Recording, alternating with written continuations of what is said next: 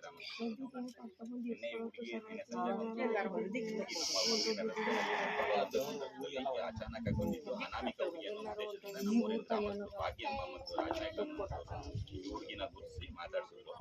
ಆ ಸಂದರ್ಭದಲ್ಲಿ ಆ ಹುಡುಗಿಗೆ ಮಾತು ಬರಲ್ಲ ಅಂತ ಗೊತ್ತಾಗಿ ಬರೀತೀನಿ ಅಂತೇಳಿ ಆ ಹುಡುಗಿ ಸಿಗ್ನಲ್ ಅನ್ನ ತೋರಿಸಿತು.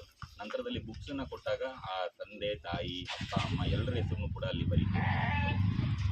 ನೆಕ್ಸ್ಟ್ ನೋಡಿದಾಗ ಆ ಹುಡುಗಿ ಕೊಳಕ್ ಮಾಡು ಅಂತ ಹೇಳ್ಬಿಟ್ಟು ಆ ಊರ ಹೆಸರನ್ನ ಹೇಳಿದಾಗ ಅಲ್ಲಿ ನಮ್ಮ ಸ್ನೇಹಿತರು ತುಂಬಾ ಆತ್ಮೀಯರಾದಂಥ ಕ್ಯೂಟ್ ಫುಡ್ ನ್ಯೂಸ್ನ ಮಂಜೂರ್ ಅವ್ರಿಗೆ ನಾನು ಈ ವಿಚಾರನ ತಿಳಿಸಿದೆ. ಆ ನಂತರದಲ್ಲಿ ಅವರು ಆ ಗ್ರೂಪ್ಗಳಲ್ಲಿ ವಿಚಾರವನ್ನು ಶೇರ್ ಮಾಡಿ ಇವತ್ತು ಅವರ ಪೋಷಕರು ಮತ್ತು ಗಂಡ ಮತ್ತು ಮಗುವಿನ ಜೊತೆನಲ್ಲಿ ಆ ಹುಡುಗಿ ಇವತ್ತು ಸೇರಿದೆ.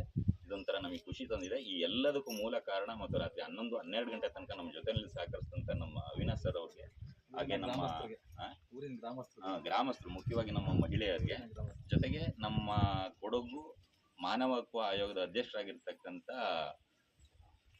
ಅಧ್ಯಕ್ಷರಾದಂಥ ಮಹಿಳೆ ಅಧ್ಯಕ್ಷರು ಕುಸುಮಾವತಿರವ್ರಿಗೂ ಕೂಡ ಈ ಒಂದು ಧನ್ಯವಾದಗಳನ್ನ ತಿಳಿಸೋದಕ್ಕೆ ಇಷ್ಟಪಡ್ತೀನಿ.